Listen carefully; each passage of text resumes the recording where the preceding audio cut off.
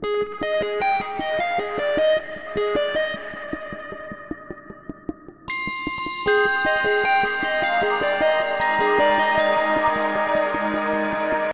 so in the last lecture what we saw was that if G is a subgroup of Moebius transformations that is acting properly discontinuously at least at one point, namely the region of discontinuity of G is non-empty, okay, which is exactly the case when G is a Kleinian group. Then we have seen that omega of G mod G, okay, that is the set of G orbits in omega G is it's a union of Riemann surfaces. In particular, if omega of G is connected, then this is a Riemann surface, okay. So why were we interested in this? We were interested in this because we wanted to show that the upper half plane modulo PSL2 Z is a Riemann surface, okay, so that the natural map from upper half plane to this is a holomorphic map, okay. Now the only thing that remains to be shown is that PSL2Z is a Kleinian group, okay, you will have to show it is a Kleinian group. Now some work has to be done to show that it is a Kleinian group, and so in this context we will be looking at discrete subgroups and we will also be looking at Fuchsian groups, okay. So let me begin by making a remark. So let capital G be a subgroup of PSL2C. This is the Moebius group.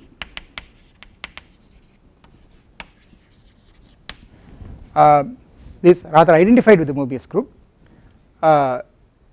and I mean this is the group of Moebius transformations, okay, and of course you know these are the automorphisms, these are all the holomorphic automorphisms of the extended complex plane, okay. Now the first thing I want to so here is a lemma.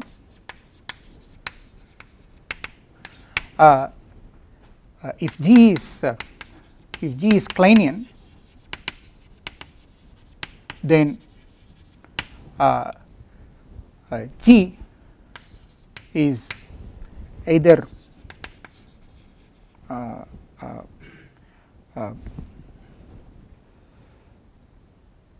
finite or countable,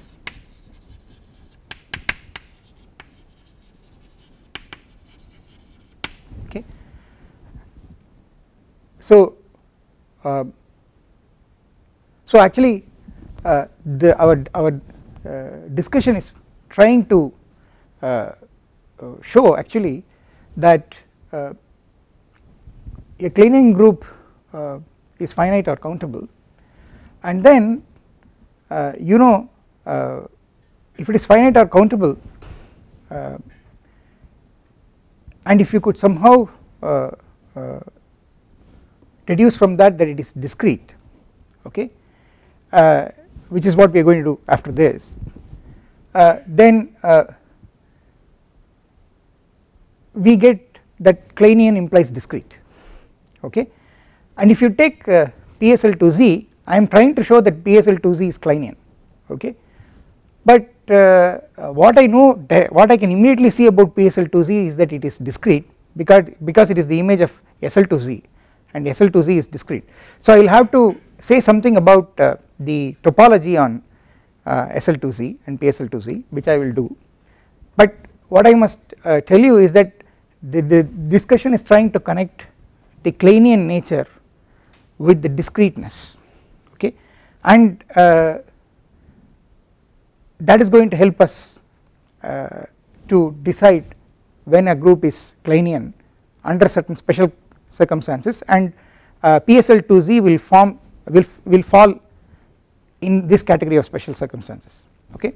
So and of course therefore the only thing that will be left is to see that PSL2Z is discrete, which is anyway obvious. Okay, so you see, so the first lemma says that if you have a Kleinian group, then the Kleinian group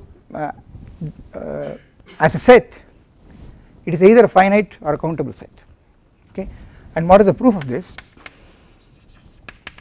The proof of this is, well, omega of G is non-empty.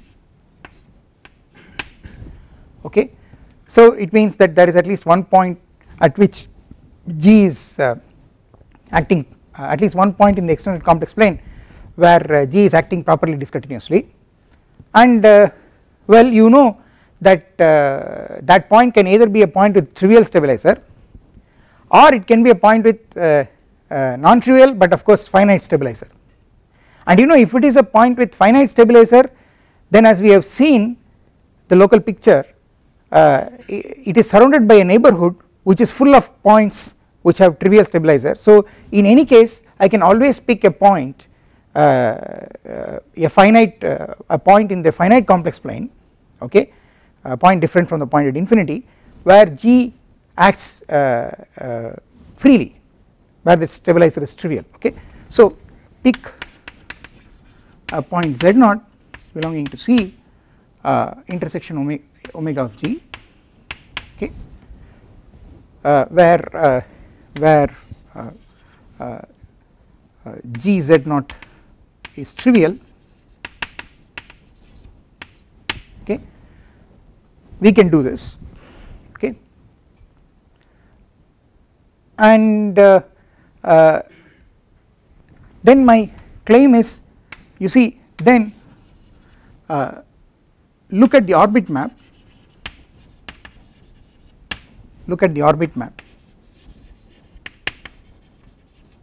G to G dot Z0.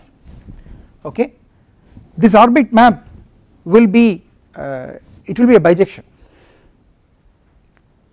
because so this is a map that sends G to G dot Z0. Okay, and you know, because there is no non-trivial element of G which leaves Z0 fixed, which is what it means when you say that the stabilizer is trivial. This map is injective and by definition surjective, and therefore you get a bijection between G and G dot Z0. Okay, so this gives a bijection between G and G dot Z0, the orbit. So G dot Z0 is all those elements of this form, small g dot Z0, where small g is in capital G. Okay, so I want to show that capital G is finite or countable, therefore it is enough to show that this orbit is finite or countable. Okay, now what I want to say is that this is obvious. That's because, you see, take the orbit here, all right, then my claim is that this orbit is a discrete subset. Okay, so we claim G dot Z0 is a discrete subset.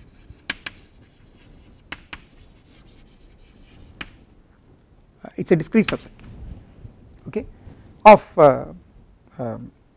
course of C, in fact if you want of even of omega of G, right.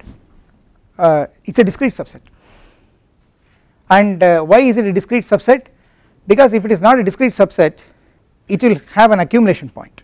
Okay, and if it had an accumulation point, then what will happen is that you will find a sequence of points in the orbit coming close to that accumulation point.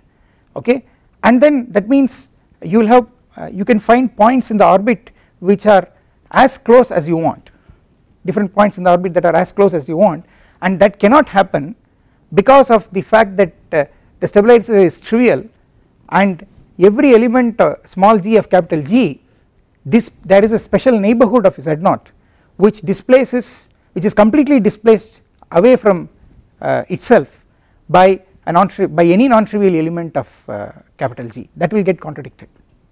Okay, so that should tell you that G dot Z0 cannot have an accumulation point. Okay, so it will be a discrete subset. So if you want, let me write down the argument. For let Z1 be an accumulation point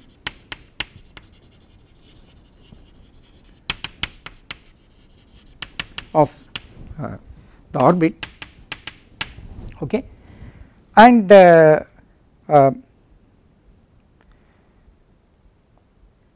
so what is going to happen is, so we can find a sequence, well, let me say Gn of Z0 tending to Z1. You can find a sequence of points in the orbit that tends to Z1 with of course with Gn distinct, because Z1 is an accumulation point. Okay, you can after all pick a system of neighborhoods of Z1 and you can decrease the radius of the system of neighborhoods, and in each one you can find a point of the orbit, and therefore you get a you get a countable sequence like this of points in the orbit that tend to Z1. Okay, now this will give you a contradiction. Why? Because see, this sequence is Cauchy, after all this sequence converges to Z1, therefore this sequence is Cauchy. So clearly given epsilon greater than 0, there exists an n such that, so let me continue here, such that well, m greater than n implies that the distance between Gn of Z0 and Gm of Z0 can be made lesser than epsilon. This is just the fact that the sequence is Cauchy because it is a convergent sequence. Okay, but then you see now look at the point Z0. Okay, now this point Z0, well, there is a neighborhood U sub Z0 which is the neighborhood that satisfies the condition for proper discontinuity of the action of G at Z0.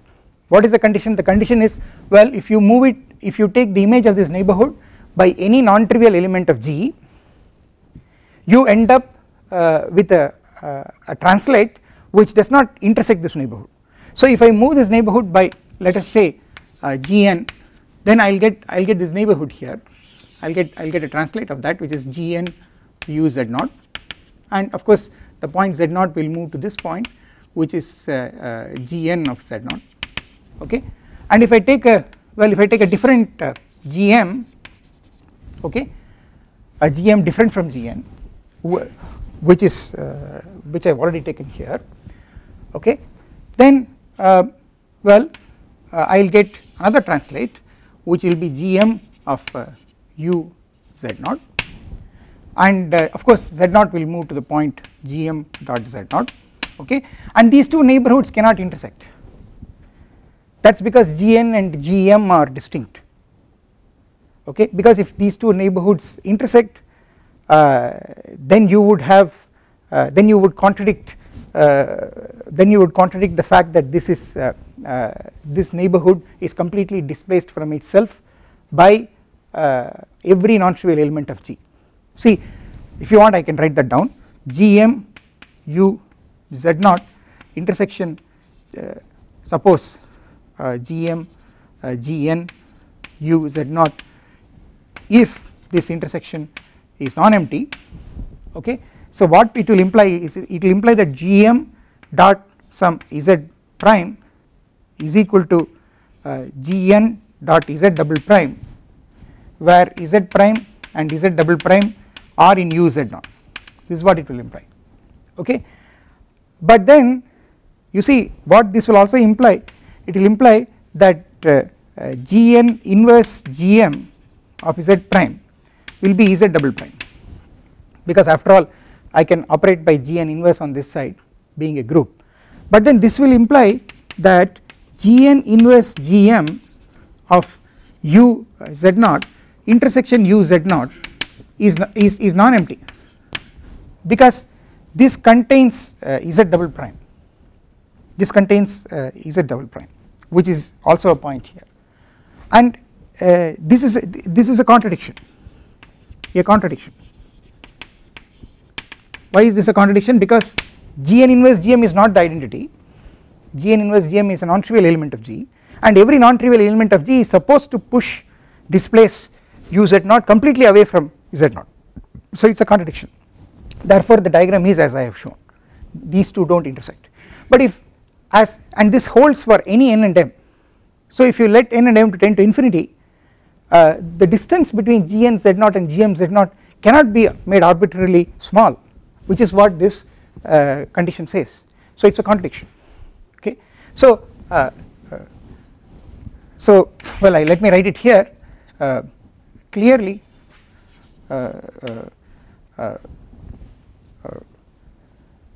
Gm of U Z0 intersection Gn of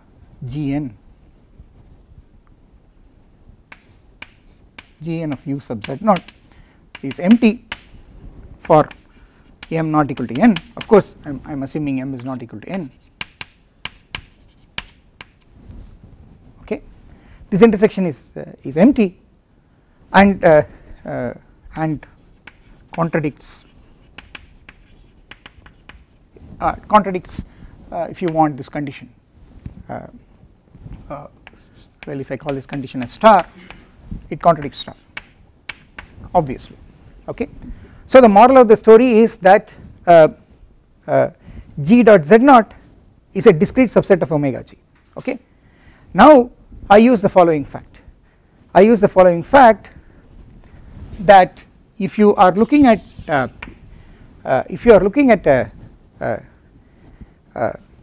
second countable metric space, okay, then in a second countable metric space a discrete subset is always finite or countable.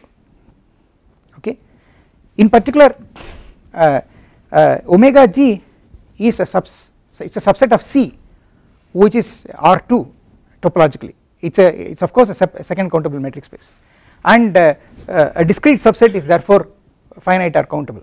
So the fact that I am using is that in a metric space which is second countable, a discrete subset is going to be finite or countable. The answer to the proof of that statement is very simple, because the metric space is second countable. Okay, what you can do is you can label all the neighborhoods, you can find a basis for the topology of that space by a set which can be labeled by, let us say, the natural numbers, and given a discrete set, okay, I can find the least such index among this collection that is going to contain only that point, and in this way I can make this a subset of the index set of that collection.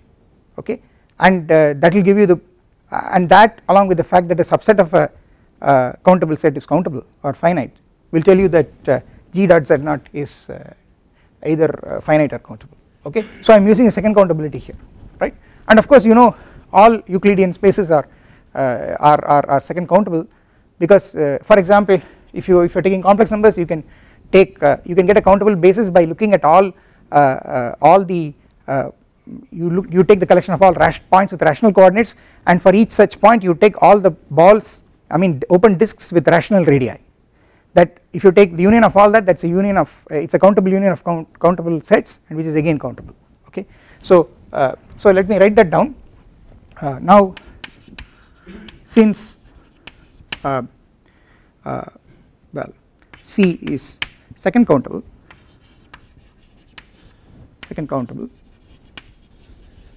a discrete set, a discrete subset has to be finite or countable.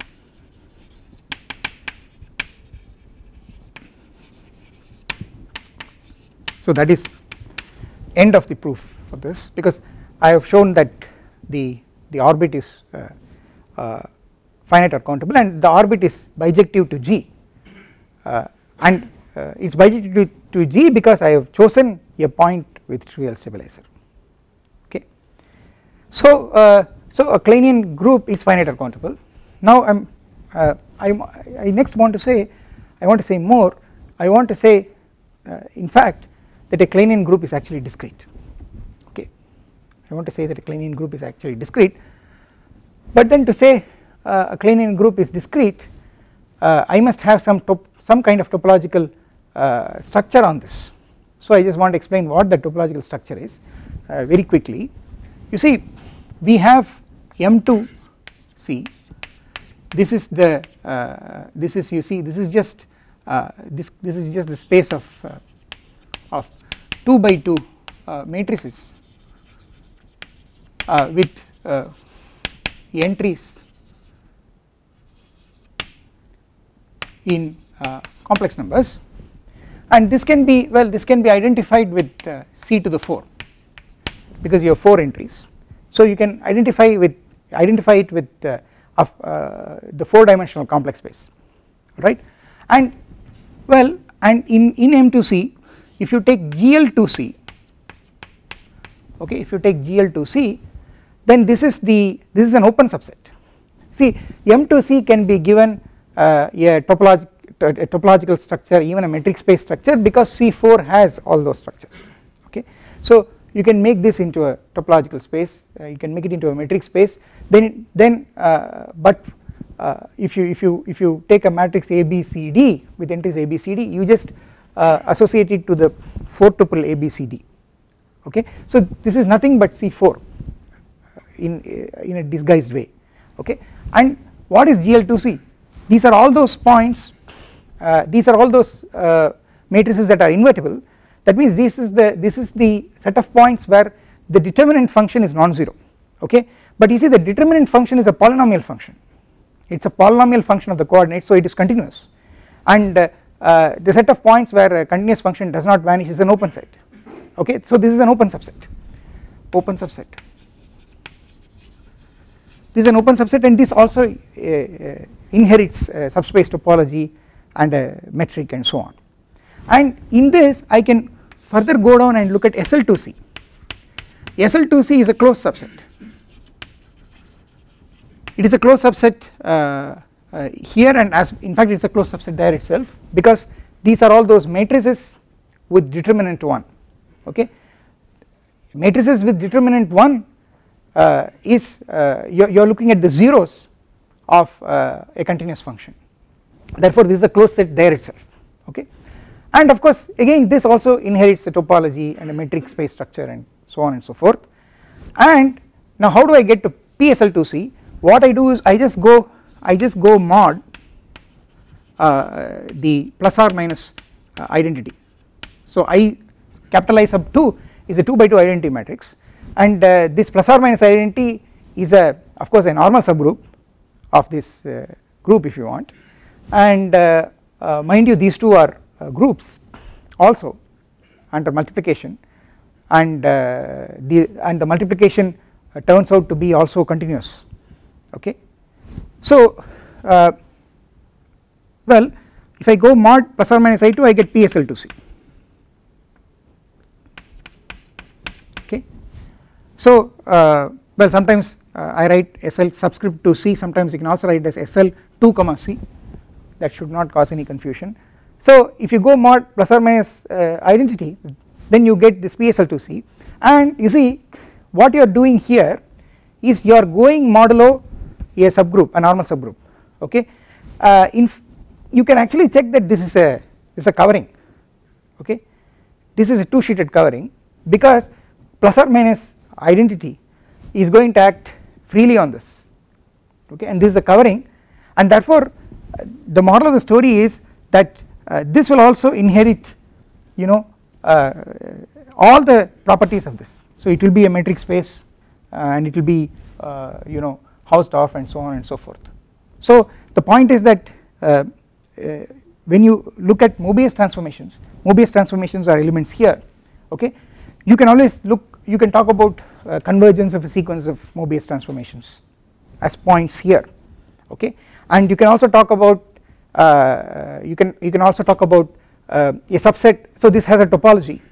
So if G, if I look at a group G sub of PSL2C, it's a subgroup of this, okay, then I can talk about well, I don't even need a subgroup, I can even have a subset here, and I can talk about when that subset is discrete, because now this has a topology and I know what discrete means, it even has a metric, okay.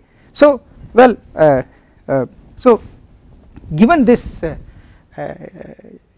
background, it makes sense to talk about a subset of PSL2C being discrete, and more so for a subgroup, okay. So we make a definition that we say a subgroup of PSL2C, that is a group of Moebius transformations, is discrete if it is discrete as in the topological space underlying PSL2C, okay. We make that definition, okay. So let me write that down. Well, definition: G in PSL2C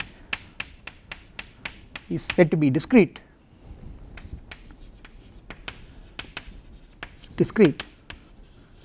if it is a discrete subset of the topological space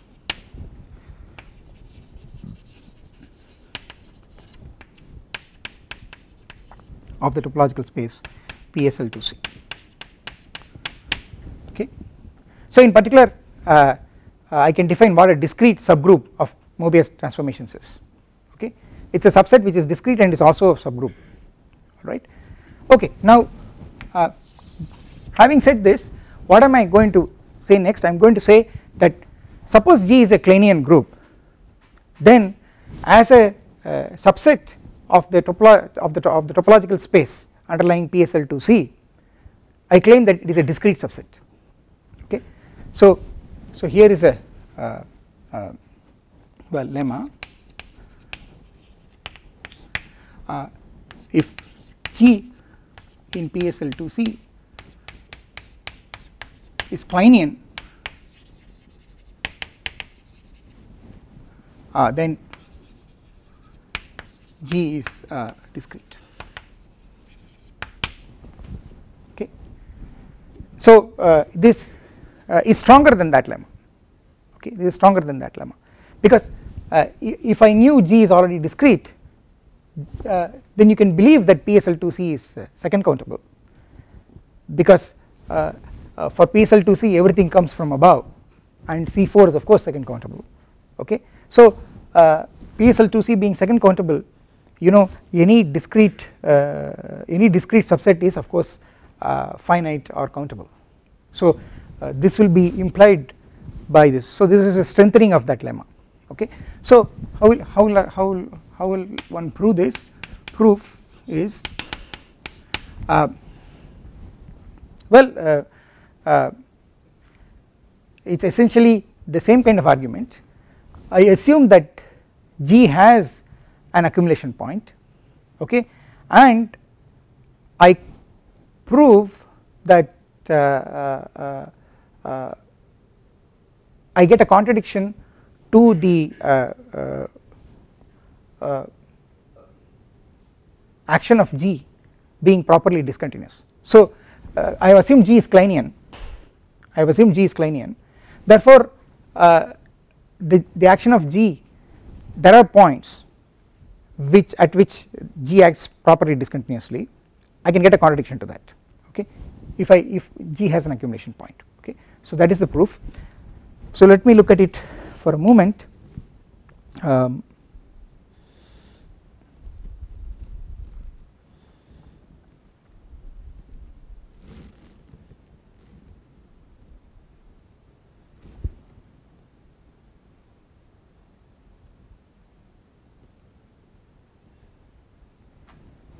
Okay, so well, suppose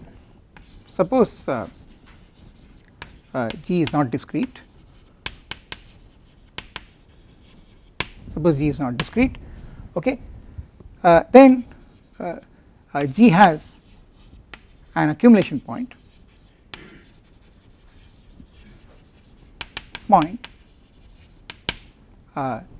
G, small g, let me call it as G naught if you want, G naught in PSL2C. Okay, G has an accumulation point in, of course I am saying it is a discrete subset of this, so this is the ambient space, this is the bigger space, and if I assume it is not discrete, then I should have an accumulation point there. Okay, so what it means is that, so we can pick a distinct sequence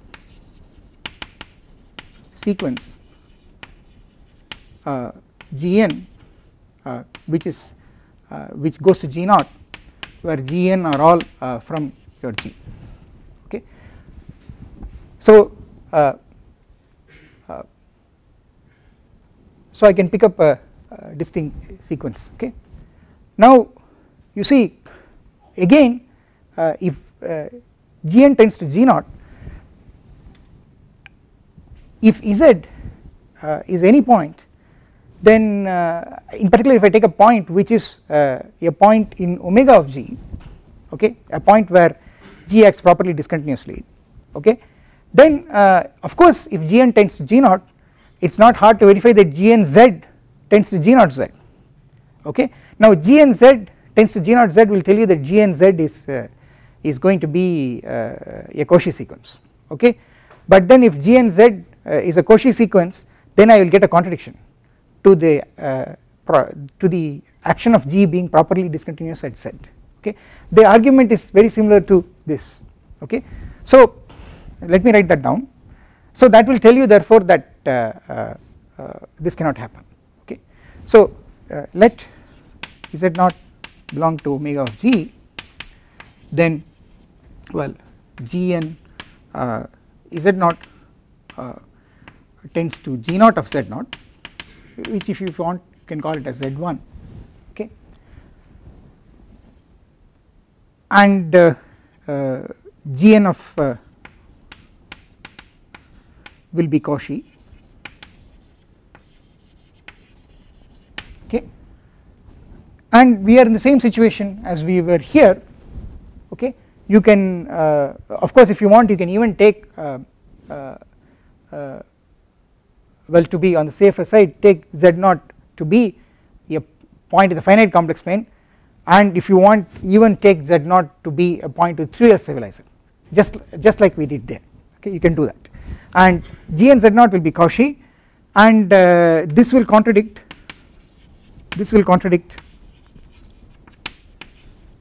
the fact that G acts properly discontinuously at Z naught. So as in the previous lemma, as in the proof of the previous lemma.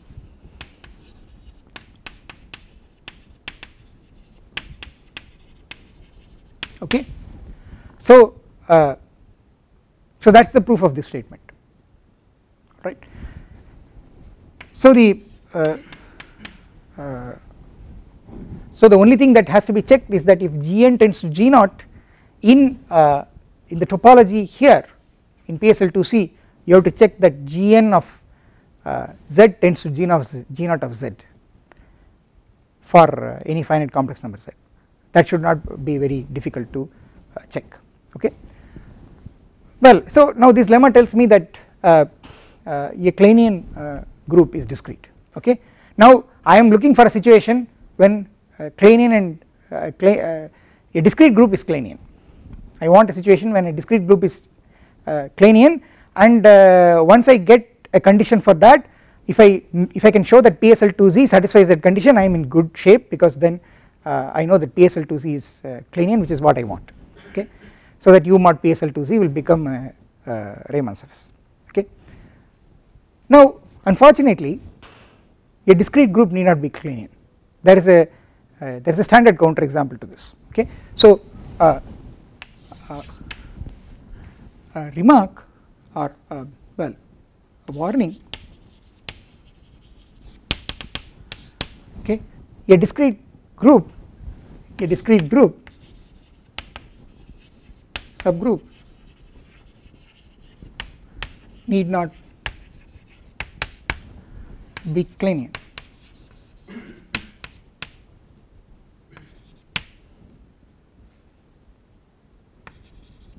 Okay, a discrete subgroup need not be Kleinian. What is the example? You just look at what is called the Picard group. So you see, you take the set of all matrices A, B, C, D, okay, such that AD minus BC is 1. So this is of course going to be in SL2C,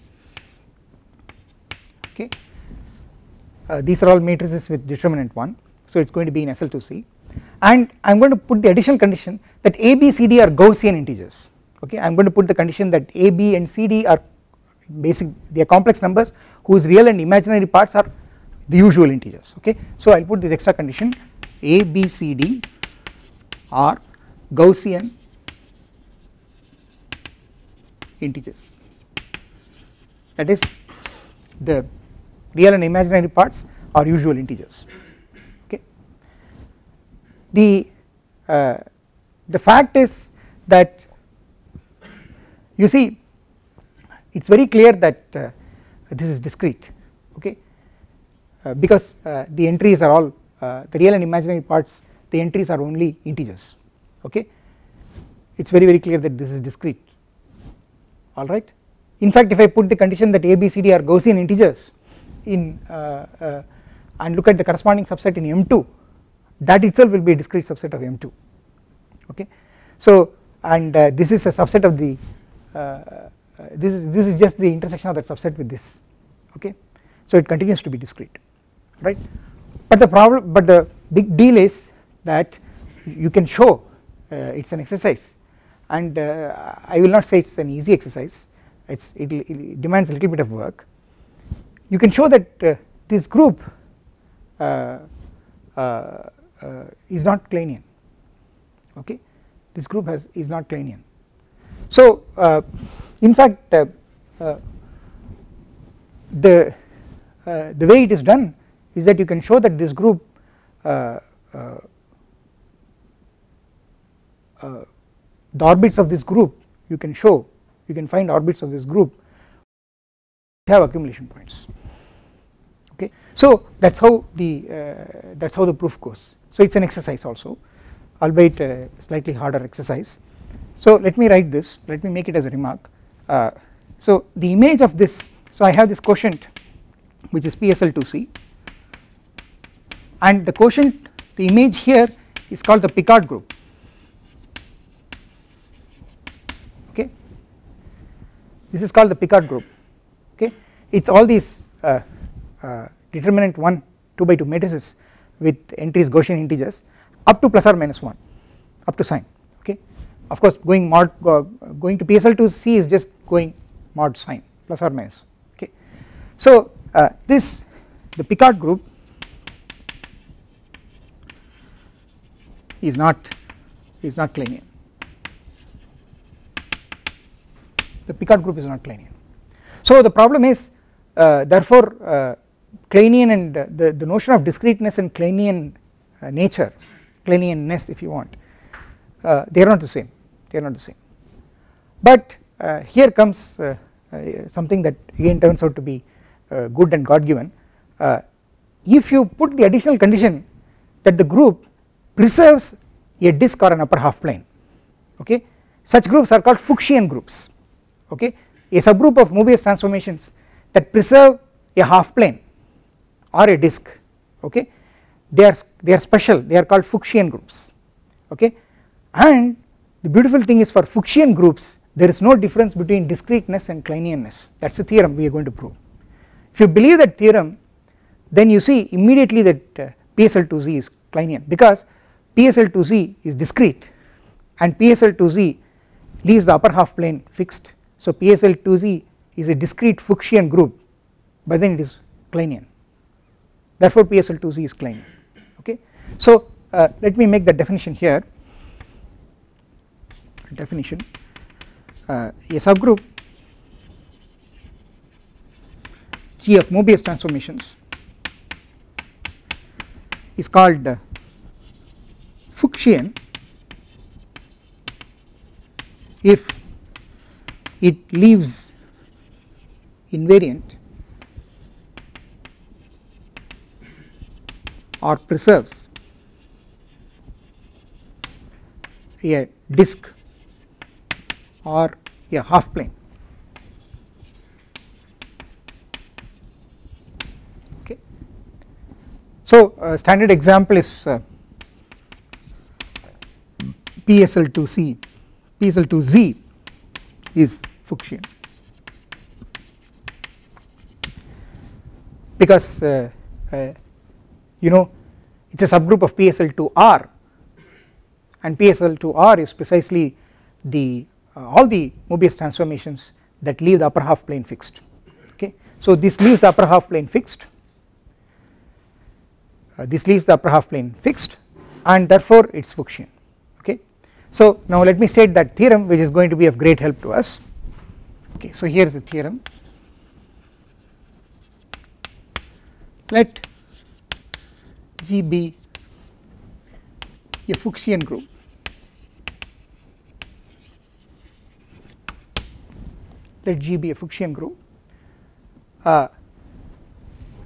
assume that G is a subgroup of the holomorphic automorphisms of the unit disk delta. Okay. Delta is equal to the unit disk. This is a set of all z such that mod z is less than 1. Okay. So, then the following are equivalent conditions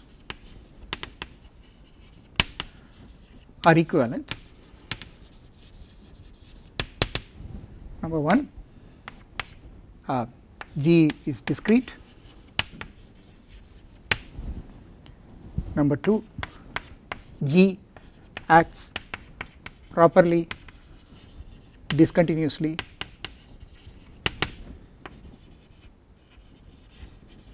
at each point of the unit disk. Okay. That is another way of saying it is that omega of G contains delta. Okay. The third condition, G acts properly discontinuously at one point of delta, at least at one point of delta, seemingly weaker condition.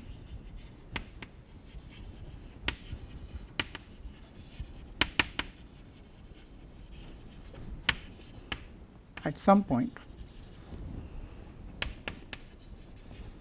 of delta. Okay, this is the condition that omega of G intersection delta is non-empty. There is at least one point of delta which is in omega of G, and the fourth condition is G is Kleinian. Okay. So, looking at the statement of the theorem, I want at the outset make a few remarks. See, if G is a Fuchsian group, it will leave some disk or half plane invariant. Okay. Now, if it is but any disk or half plane can be mapped onto the unit disk. Okay. So, you can replace G by a conjugate with that map to get an automorphism, to get a subgroup of automorphisms of the unit disk, and replacing by this subgroup by a conjugate subgroup is not going to affect any of these properties, discreteness, Kleinianness,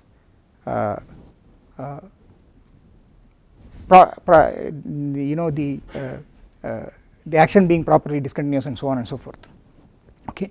So, that is why without loss of generality I have assumed that G is a subgroup of holomorphic automorphisms of the unit disk, okay, and I am proving the statement, proving the theorem for that case, okay. But what I want to say is that there is no loss of generality, okay. Well, the other thing is what I want to tell you is 2 implies 3 is trivial because 3 is weaker than 2. 3 implies 4 is the definition of Kleinian group, okay. A group is Kleinian if of course for G to be Kleinian all I need is omega of G is non-empty. So if in particular if omega G intersection delta is non-empty, then omega G is non-empty, therefore 3 implies 4 is also directly by definition. 4 implies 1 was the lemma that we proved, okay. So the non-trivial part is actually 1 implies 2, which is what we will focus on, okay. So proof of 1 implies 2, okay, proof of 1 implies 2. So I am just going to prove that I am assuming that G is discrete, and I am going to prove that G is going to act properly discontinuously at each point of delta, okay. Mind you, the way I am going to prove it is by contradiction.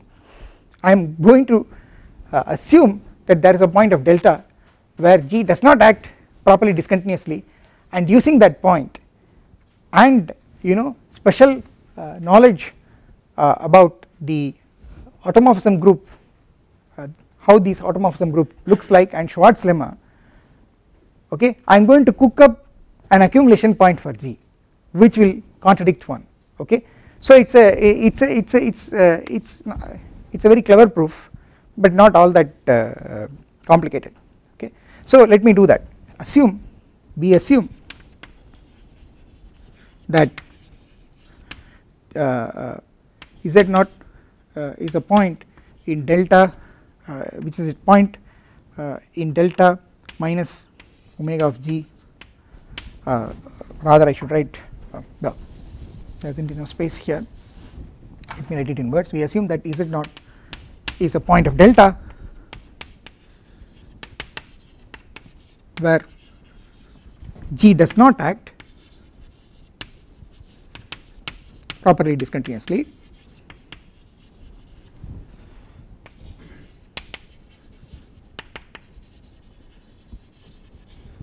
and produce an accumulation point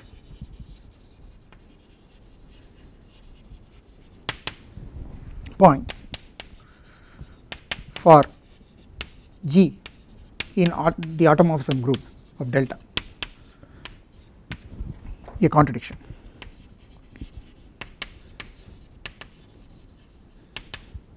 Two, one. Okay. So what am I going to do? I am going to take a point in the unit disk where G does not act properly discontinuously, and using that point I am going to cook up an accumulation point for G in here, okay, and that will contradict the fact that G is discrete, okay. So well, let's look at how this is done.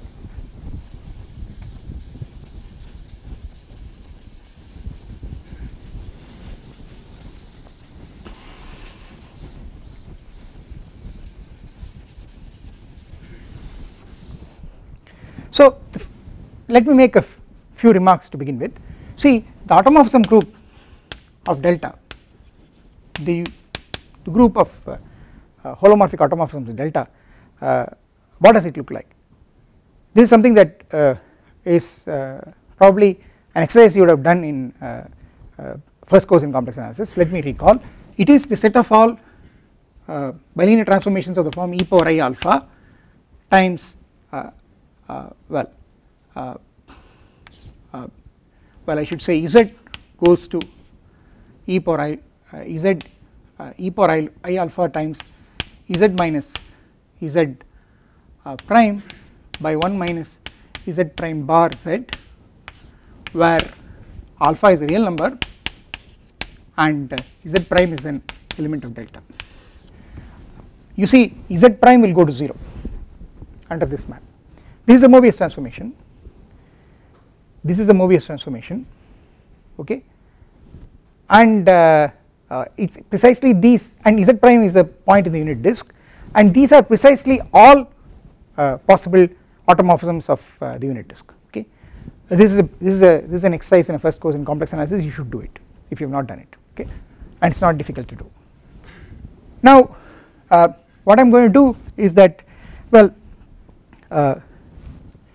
you see since Z0 is a point at which G does not act properly discontinuously, okay, what it means is that you cannot find that you cannot find any neighborhood of Z0 which is completely displaced from itself by all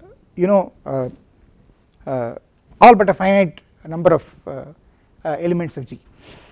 Okay, so I cannot find such a neighborhood. Alright, so well, so from that what I can do is I can cook up a sequence of distinct points in the orbit of Z0 which converge to Z0. Okay, so since G does not act properly discontinuously at Z0, there exists a sequence of distinct points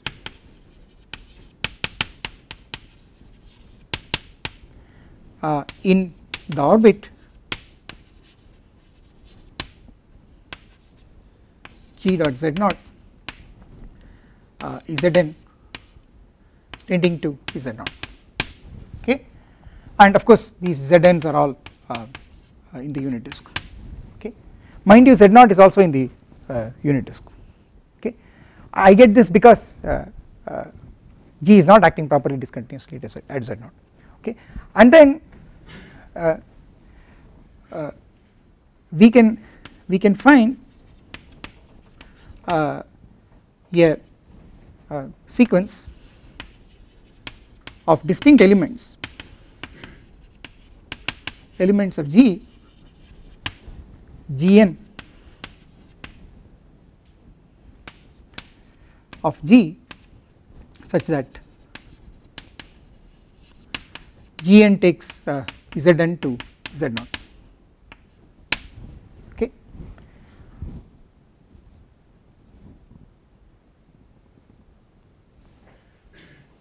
okay, you can find a sequence of distinct elements which take Gn which take each of these Zn's respectively to Z0. Okay, this is possible because after all Zn is Zn is, well, see it's in the orbit of G Z0, so it is some Gn prime dot Z0. Okay, so that tells me that Gn prime inverse dot Zn is Z0, and I have to take Gn to be equal to well Gn prime inverse. Okay, so this is possible. Okay, and well, the first thing that one wants to do is cook up a sequence of elements here. Okay, using these Zn's, the Zn's and Z0. Okay, so well, let An of Z be just Z minus Zn by 1 minus Zn bar Z. Take this.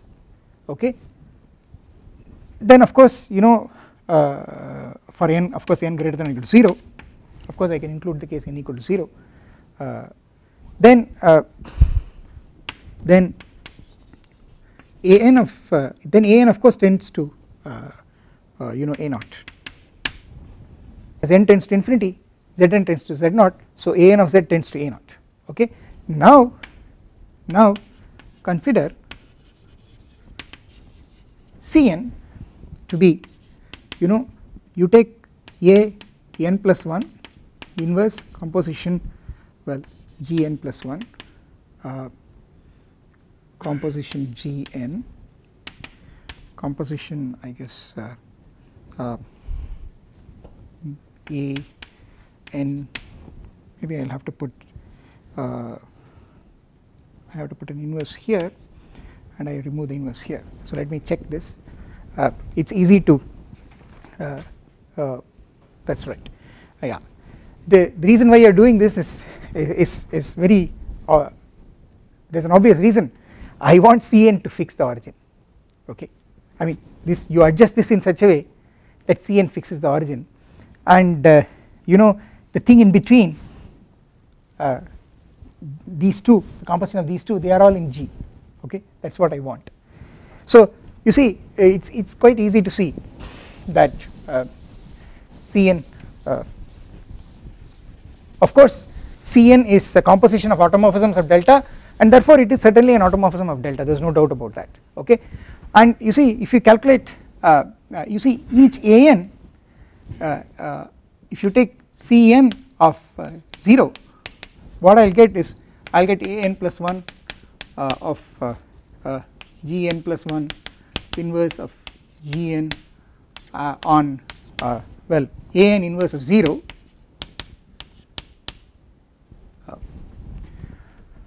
well, let me rewrite that.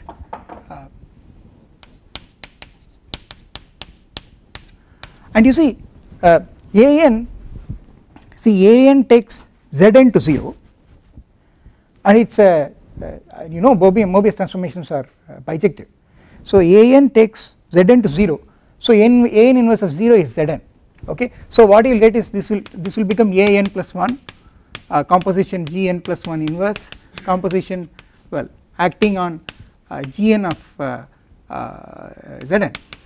Okay, but gn of Zn I have chosen it to be Z0, alright. So this becomes an plus 1 composition gn plus 1 inverse, I mean acting on gn plus 1 inverse of Z0. Okay, but you see gn plus 1 inverse of Z0 is Zn plus 1. Okay, so what I will get is I will get an plus 1 of Zn plus 1, and that is 0. So the moral of the story is I am getting an automorphism of the unit disk which fixes the origin. Now I can use Schwarz lemma and say that this is a rotation. I mean that is the whole point of cooking up this. Okay, so by Schwarz's lemma,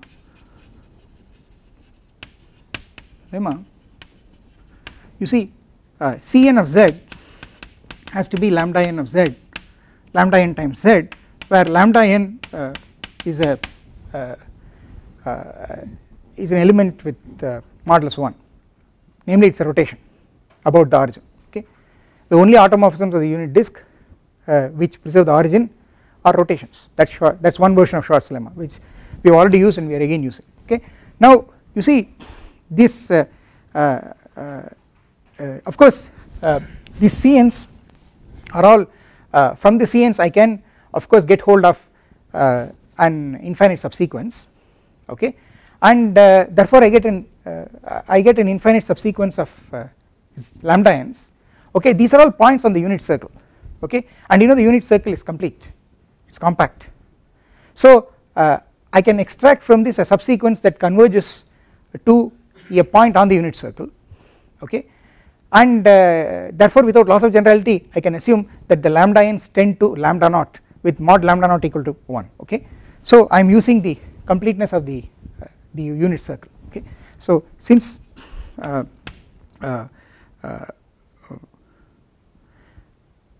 dou the boundary of delta which is equal to unit circle is complete, we may without loss of generality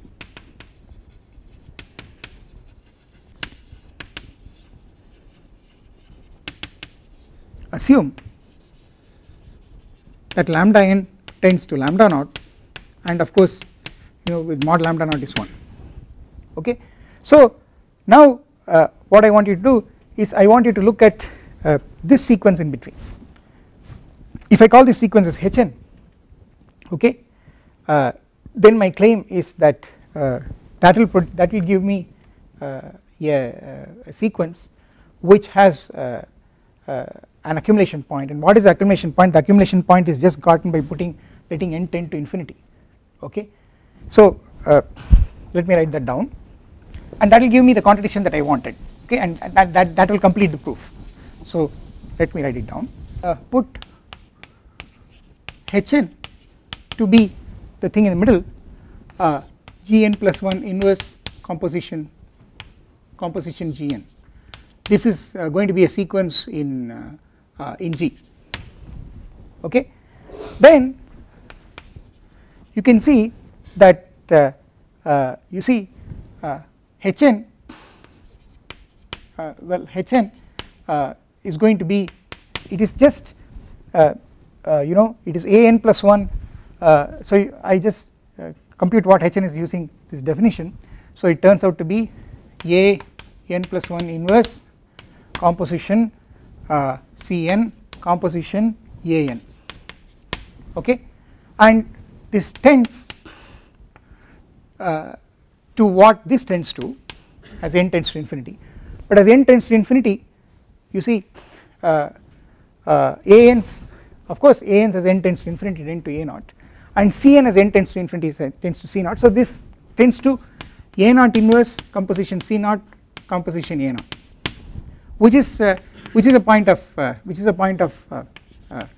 is of course an automorphism of holomorphic automorphism of delta, okay. So Hn tends to this element, and of course Hn does contain an infinite subsequence of distinct elements, because all the Gns are all distinct, okay, because you see all the Gns were chosen in such a way that Gn Zn is Z0, alright, and Gm Zm is also Z0. So Gn Zn is Gm Zm, okay, and you know Zn and Zm are distinct, therefore Gn and Gm have to be distinct, okay. So the Gns are all distinct, alright. So what you have found is you have found a certain subsequence of elements of G which has a limit point in the automorphism group of delta, which is of course this is again a subgroup of PSL2C, okay. So you have contradicted the assumption that G is discrete, so that finishes the proof, okay. So let me write that down. So we see that a0 inverse c0 a0 is an accumulation point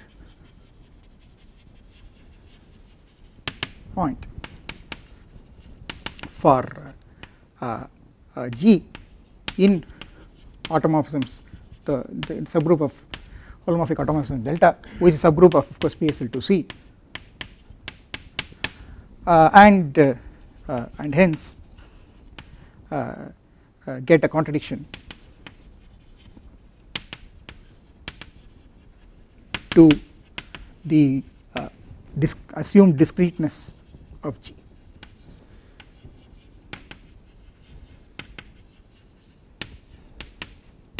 Okay, so that finishes it, and as I have told you, I do not have to prove 2 implies 3 and 3 implies 4, they are trivial. 4 implies 1 was already proved.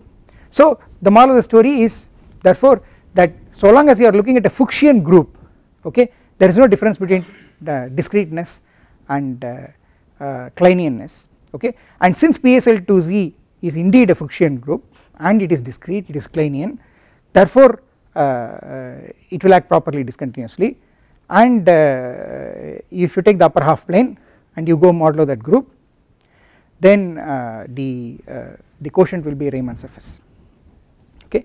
So so that finishes the proof that you can put a Riemann surface structure on the upper half plane modulo PSL2Z, okay.